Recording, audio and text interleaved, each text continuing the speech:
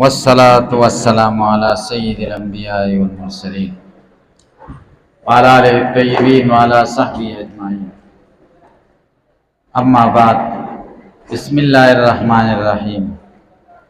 أبواب الصلاة على رسول الله صلى الله عليه وسلم. بسم الله الرحمن الرحيم. باب ما جاء في مواقيت الصلاة عن النبي صلى الله عليه وسلم. بابونه د مانځه باره کې د رسول الله صلی الله علیه وسلم نه.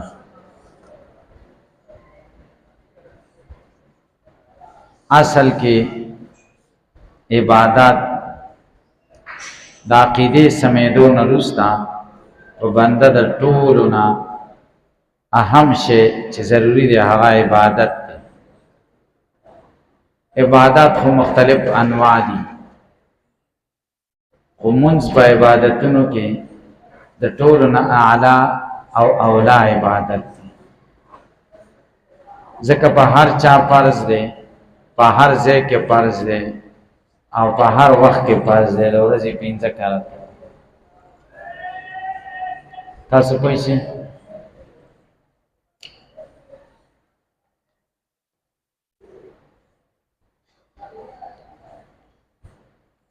بیا د مانځه د پاره موقوف علیه طهارت ته ابواب طهارت مقدم کا او ابواب الصلات وای حدیث مرفوعه ولا دې باب کې با حدیث مرفوعه ذکر کی. بسم الله الرحمن الرحیم په کې ذکر کړه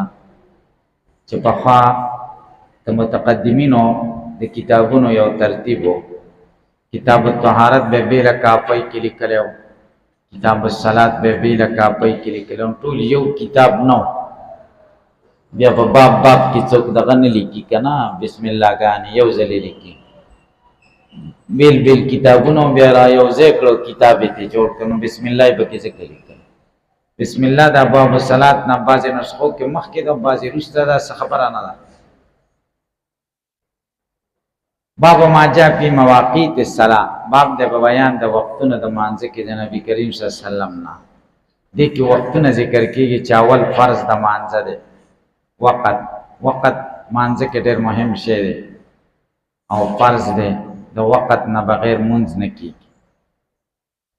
ان الصلاة كانت علی المؤمنین کتابا موقوتا، مونځ پر دی په مؤمنانو باندې فرض کېدلو وقت سره. یو مواقیت د میقات جمع ده. میقات ظرف زمانم کې دی شي او ظرف مکانم. ظرف مکان چې شي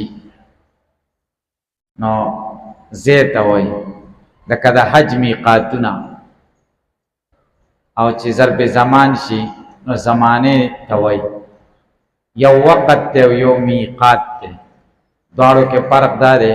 میقات هغه ځای ته وایي چې د یو عبادت لپاره مقرري هغه زمانې ته وایي، او وخت عام دی هرې زمانې ته چې مقرر کار پکې وي او که نه وي. دواړو کې دا فرق دی میقات او وقت کې. نو دلته خو د مانځه وختونه دي، کار پکې مقرر دی چې مونځ دی، نو ځکه ته تعبیر په مواقیت سره وشو. عن النبي صلی الله علیه وسلم دې کې اشاره ده دې خبرو ته چې دې باب کې هغه حدیث ذکر کېږي چې کم مرفوعه دي. په باب د مواقیتو کې حدیث د امامت جبریل اصل دی، نو حدیث د امامت جبریل ذکر کوي. الله بسم الله الرحمن الرحيم. وبه قال حدثنا حناد قال حدثنا حناد بن سري قال حدثنا عبد الرحمن بن ابي الزناد عن عبد الرحمن بن الحارث بن عياش بن ابي ربيعه عن حكيم بن حكيم وهو ابن عباد قال اخبرني نافع بن جبير بن المطعم قال اخبرني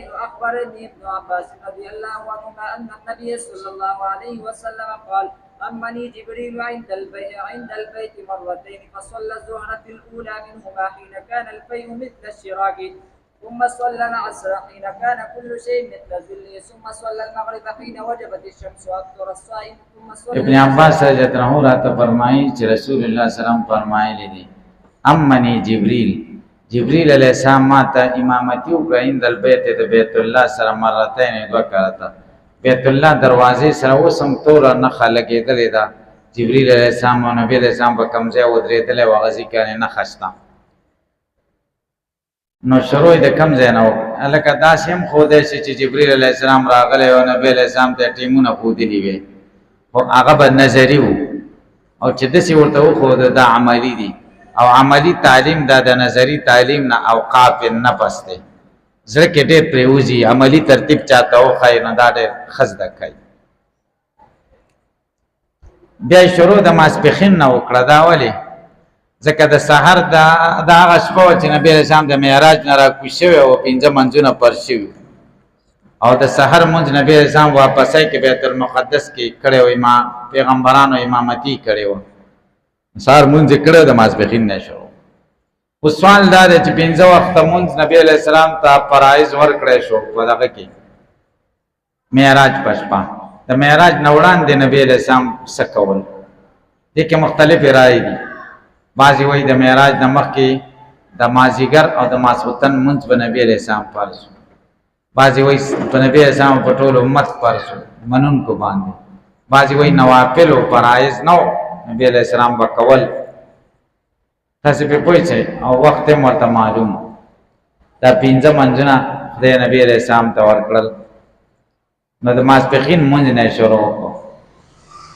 فصل الظهر فی الاولی منهما ماسپښین مونځ یې وکړو په اوله ورځ کې د دې دواړو نه حین کان الفیء مثل الشراک چې کله سوری په اندازې د تسمې د سپلی شي دا ماسوا د فیء زوال نه ثم صلی العصر بیا د مازدیګر مونځ وکړو حین کان کل شی مثل ظلی چې هر شی په اندازې د سوري د دسه یعنی سوره یو مثل ته ورسید اول وخت کې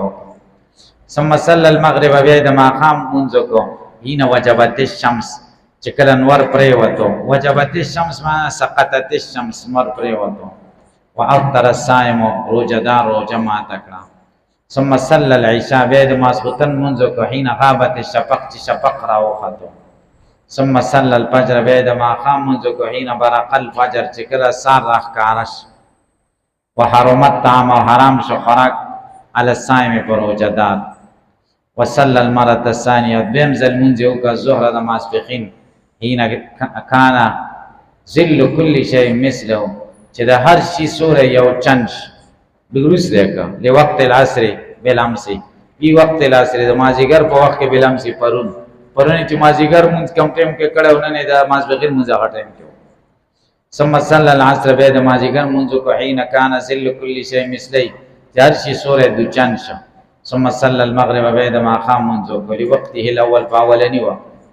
ثم صلى العشاء الاخير بیا رستنه ماسختن مونځ کو حين ذهب السلسله چې درې مې سره شپې لاړ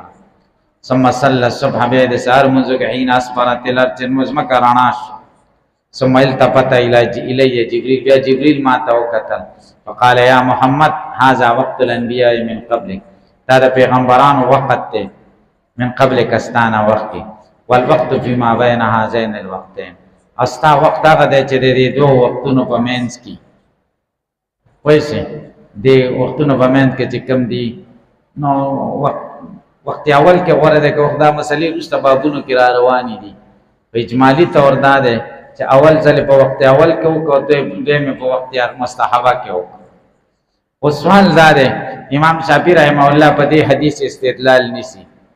چې د متنفل اقتدا د مفترض پسې صحیح د مفترض اقتدا د متنفل پسې صحیح کی ځکه د نبی علیہ السلام د منځونه فرض او جبرئیل علیہ السلام خو مکلف نه دی نو د منځونه نه فرض او احناف خو چې مفترض اقتدا د متنفل پسې نه کیږي ځکه د قوي اقتدا د اضعاف پسې نه کی جواب دا دی چې جبرئیل علیہ السلام ته خدای حکم کړو چې لاړ شو نبی علیہ السلام له منځونه ورکړي نو جبرئیل علیہ السلام مکلف شو نو جبرئیل علیہ السلام دا منځونه فرض او اقتدا د مفترض پسې راغله نه د مفترض د متنفل پسې الکه تاسو په پیسې کې په پوي نشئ وفي الباب عن ابي هريره وابي موسى وابي مسعود وابي سعيد وجابر بن عمرو بن حزم والبراء وانس رضي الله عنه أبي قال حدثنا أحمد بن محمد الموسى قال حدثنا عبد الله بن المبارك قال أخبرني حسين بن علي بن حسين قال أخبرني وحب بن قيسان عن جابر بن عبد الله رضي الله عنهما عن رسول الله صلى الله عليه وسلم قال أمني جبريل فذكر نحو حديث ابن عباس رضي الله عنهما بمعناه ولم يذكر فيه لوقت العصر بالأمس. وحديث جابر رضي الله عنه في المواقيت قد رواه عطاء بن أبي رباح وعمرو بن دينار وأبو الزبير عن جابر بن عبد الله رضي الله عنهما عن النبي صلى الله عليه وسلم نحو حديث وهب بن كيسان عن جابر رضي الله عنه عن النبي صلى الله عليه وسلم قال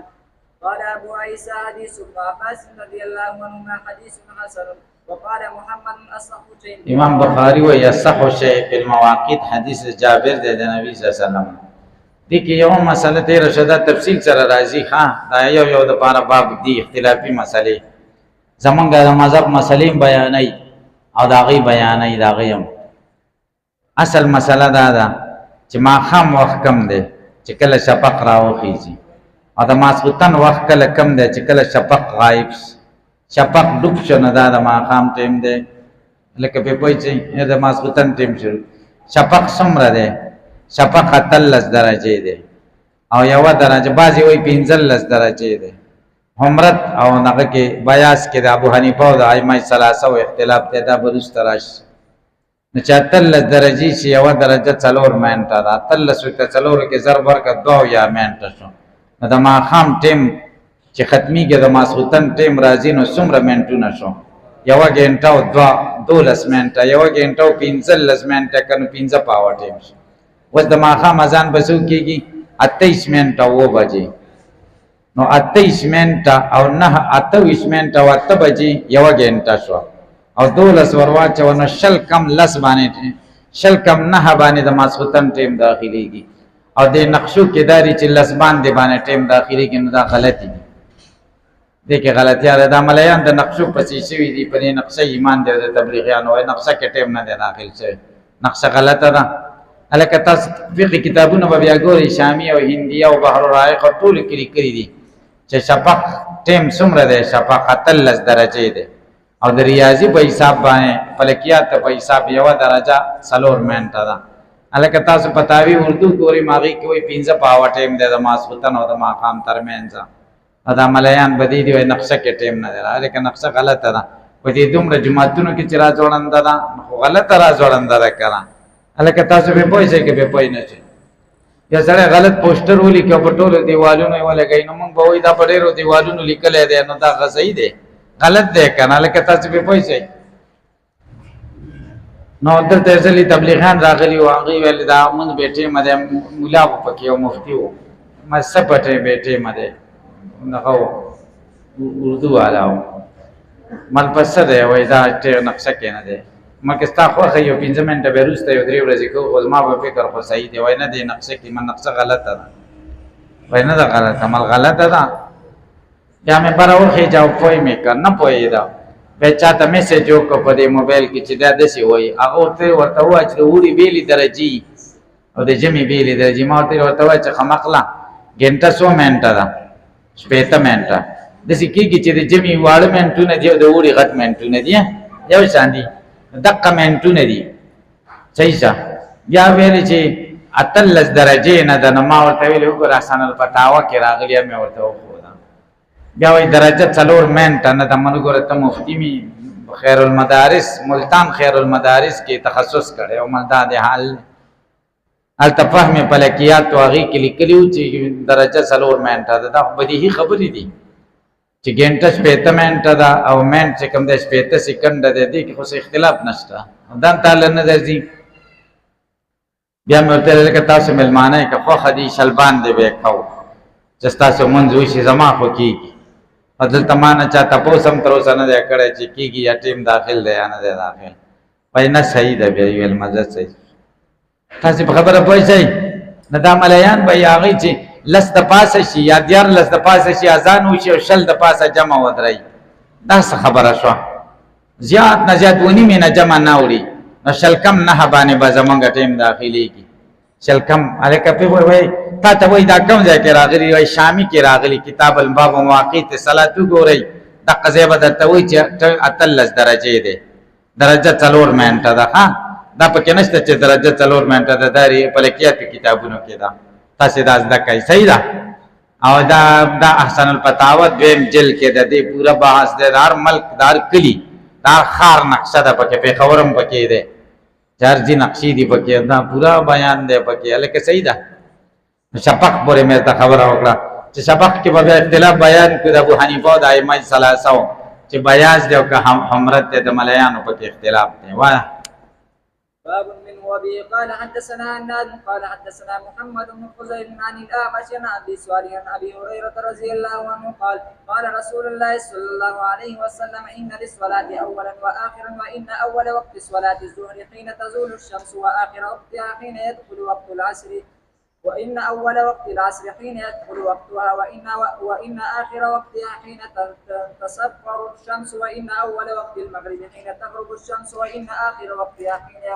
حين يغيب الشفق وإن أول وقت العشاء الآخرة حين يغيب الأفق وإن آخر وقتها حين ينكسف الليل وإن أول وقت الفجر حين يطلع الفجر وإن آخر وقتها حين تطلع الشمس وفي الباب عن عبد الله بن عمرو رضي الله عنه عبد الله بن عمر روایت مسلم شریف کې ده قال ابي سمعت محمد يقول حديث الاعمش عن مجاهد په مواقیت کې اصح ده د حدیث د محمد ابن فضیل عن الاعمش نه او حدیث د محمد ابن فضیل خطا ده خطا فيه محمد ابن فضیل پکې خطا شوی ده په د خطا نسبت محمد ابن فضیل ته د به دلیل ده هیڅ دلیل به نشته الله وبه قال حدثنا عناد قال حدثنا ابو اسامه عن ابي اسحاق الفزاري عن الاعمش عن مجاهد قال كان يقال ان للصلاه اولا واخرا فذكر نحو حديث محمد بن فزيل عن الاعمش انه بمعناه وبه قال حدثنا احمد بن علي والحسن بن الصباح البزار واحمد بن محمد بن موسى المعنى واحد قالوا حدثنا اسحاق بن يوسف أزرق عن سفيان عن علقمة بن مرصد عن سليمان بن بريدة عن أبيه قال أتى النبي صلى الله عليه وسلم رجل فسأله عن مواقيت الصلاة فقال أقم معنا سره راغه د مانځره وختونه تاسو کوي موږ سره اوسېږي ان شاء الله تاسو به وخیو عملی هلا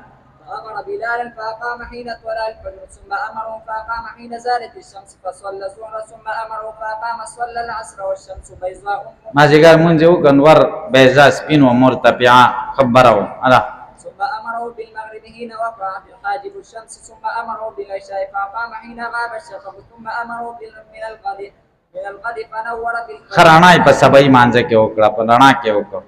هلا ثم أمره بالظهر فأدبر وأنعم فاتبرانا په ابره د خیخ وخت کې وکړه وانعم خیخ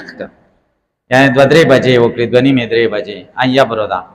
هلا ثم أمره بالعصر فأقام والشمس آخر وقتها فوق ما كانت ثم أمره فأخر المغرب إلى قبيل أن يغيب الشفق ثم أمره بالعشاء فأقام حين ذهب ثلث الليل